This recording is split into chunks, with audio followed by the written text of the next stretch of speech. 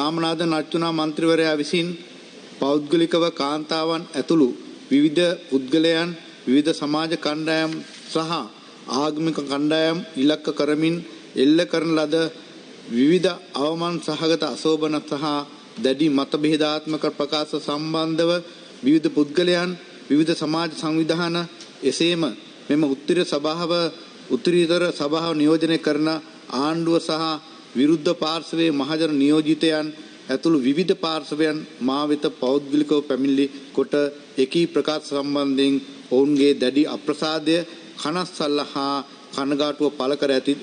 තිබෙන අතර එවැනි ක්‍රියා සම්බන්ධව මෙම උත්තරීතර සභාවේ ප්‍රධානියා වශයෙන් නිසි පියවර ගන්නා ලෙස මා වෙත මේ වන විටත් ඉල්ලීම් රාශියක් ඉදිරිපත් කර ඇති බව මෙම සභාවේ දැන ගැනීම පිණිස සඳහන් කරනු කැමැත්තෙමි.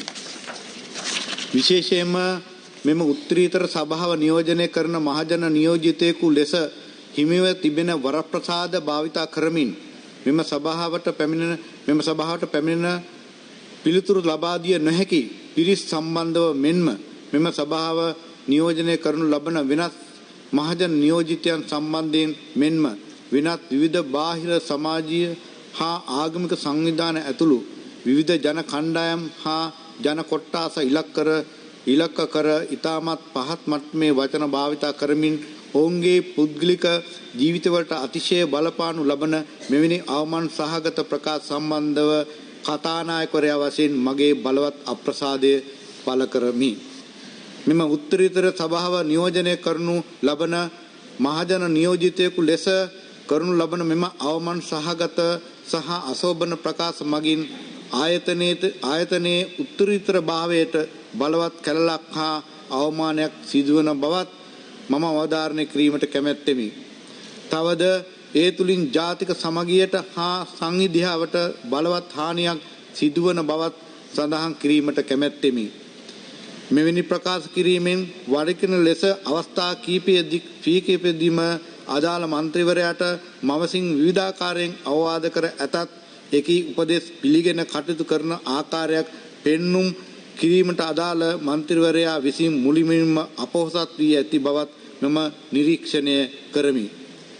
මන්ත්‍රීවරයා විසින් සිදු කරනු ලබන මෙම ක්‍රියා පාර්ලිමේන්තුවේ ස්ථාවර නියෝගවල විධිවිධානයන් පාර්ලිමේන්තුවේ බලතල හා වරප්‍රසාද පනතේ විධිවිධානයන් සහ පාර්ලිමේන්තු මන්ත්‍රීවරුන්ගේ චර්යා ධර්ම සංග්‍රහයේ ඇතුළත් විධිවිධාන මෙන්ම চিරාත් කාලයක් සිට පැවත එන පැරණි පාර්ලිමේන්තු සම්ප්‍රදායන්ට මුලින්ම පටහැනි හා අනුකූල නොවන බව මෙහිලා විශේෂයෙන් අවධාරණය කරමි. දිගින් දිගටම ගරු වෛද්‍ය රාමනාදන් අර්චුනා මන්ත්‍රීවරයා විසින් කරනු ලබන මෙම ප්‍රකාශ පිළිබඳ ඉතා ගැඹුරින් අධ්‍යයනය කිරීමෙන් හා සලකා බැලීමෙන් අනතුරුව ඒ ජාතික සමගියට හා සංවිධාවට එල්ලවන තර්ජනද සැලකිල්ලටගෙන කතානායකවරයා ලෙස මා වෙත ස්ථාවර නියෝගවල විධිවිධාන ප්‍රකාරව පැවරී ඇති බලතල වලට අනුකූලව 2025 මාර්තු 21 අප්‍රේල් 8 9 සහ 10 හා මැයි 6 7 සහ 8 යන පාර්ලිමේන්තු රැස්වීම් පැවැත්වෙන දින 8 තුලදී ගරු පාර්ලිමේන්තු මන්ත්‍රී වෛද්‍ය රාමනාදන් අර්චුනා මහතා විසින් පාර්ලිමේන්තුව තුලදී සිදු කරනු ලබන කිසිදු ප්‍රකාශයක් ශ්‍රව්‍ය දූෂ්‍ය හා සමාජ මාධ්‍යවල සජීවී විකාශය කිරීම අත්හිටුවීමට කටයුතු කරන ලෙස මම නියෝග කරමි.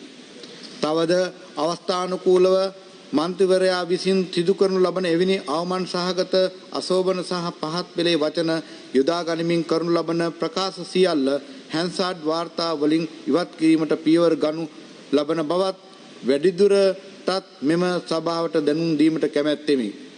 තවද මෙලෙස සජීවී විකාශය අත්හිටුවීමට කටයුතු කරන කාලය තුලදී මන්ත්‍රීවරයා විසින් පවත්වනු ලබන කතාවල අන්තර්ගතය සහ සිදු කරන ලබන ප්‍රකාශ පිළිබඳව සැලකිල්ලටගෙන එම తాවකාලික අත්හිටුවීම ඉවත් කිරීම පිළිබඳව සලකා ලබනු